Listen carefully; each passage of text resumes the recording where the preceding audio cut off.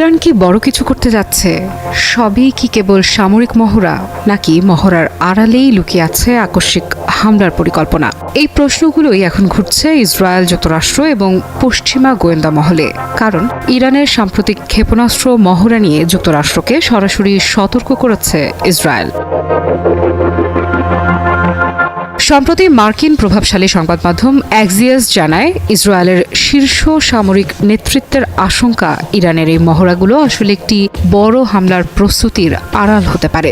বিষয়টি এতটাই গুরুত্ব পেয়েছে যে ইসরায়েলের সেনাপ্রধান ইয়াল জামির নিজেই ফোন করেন যুক্তরাষ্ট্রের সেন্ট্রাল কমান্ড বা সেন্টকমের প্রধান ব্র্যাড কুপারকে।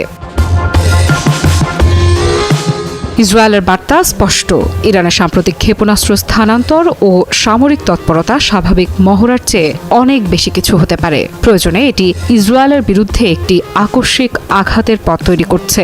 এই সতর্কবার্তা আসে এমন এক সময় যখন এর একদিন আগেই ইরান ইন্টারন্যাশনাল জানায়, পশ্চিমা গোয়েন্দা সংস্থাগুলো ইরানের ভেতরে অস্বাভাবিক সামরিক কার্যকলাপ শনাক্ত করেছে। বিশেষ করে ইসলামী বিপ্লবী গার্ড বাহিনীর অ্যারোস্পেস ফোর্সের তৎপরতা নজরে আসে।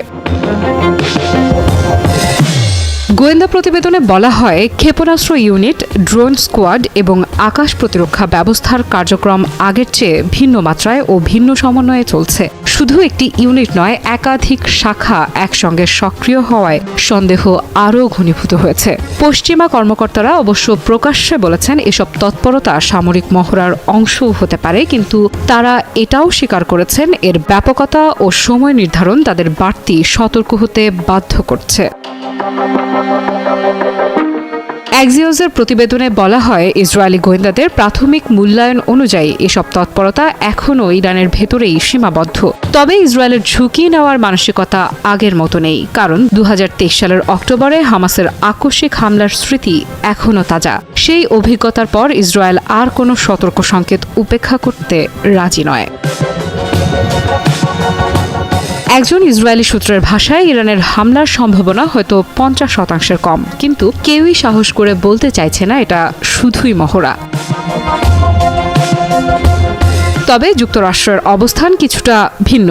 এক মার্কিন সূত্র অ্যাক্সিয়াসকে জানিয়েছে, মার্কিন গোয়েন্দা সংস্থাগুলোর কাছে এই মুহূর্তে ইরানের পক্ষ থেকে আসন্ন কোনো হামলার নির্দিষ্ট ইঙ্গিত নেই। তারপরও পরিস্থিতির গুরুত্ব বোঝা যায় আরেকটি ঘটনায়। ফোন আলাপের পরপরই সেন্টকম প্রধান জেনারেল ব্র্যাড কুপার দ্রুত তেল আবিব সফরে যান। সেখানে তিনি ইসরায়েলের সেনাপ্রধান এবং শীর্ষ সামরিক কর্মকর্তাদের সঙ্গে বৈঠক করেন। আলোচনার কেন্দ্রবিন্দু সম্ভাব্য হুমকি ও যৌথ প্রতিরক্ষামূলক প্রস্তুতি। এই উত্তেজনার পেছনে রয়েছে সাম্প্রতিক রক্তক্ষয়ী সংঘর্ষের ইতিহাস। চলতি বছরের জুনে ইসরায়েল ইরানের সামরিক ও পারমাণবিক স্থাপনায় বড় ধরনের বিমান হামলা ও গোপন অভিযান চালায়। এতে জ্যেষ্ঠ সামরিক কর্মকর্তা ও পারমাণবিক বিজ্ঞানী সহ 1000-এর বেশি মানুষ নিহত হন। এর জবাবে ইরান ইসরায়েলের দিকে শত শত ক্ষেপণাস্ত্র ও ড্রোন ছোড়ে। সেই হামলায় অন্তত 33 জন নিহত হন। যুক্তরাষ্ট্র তখন ইসরায়েলের আকাশ প্রতিরক্ষায় সরাসরি সহায়তা দেয় এবং পরে ইরানের 3টি পারমাণবিক স্থাপনা হামলাতেও অংশ নেয়।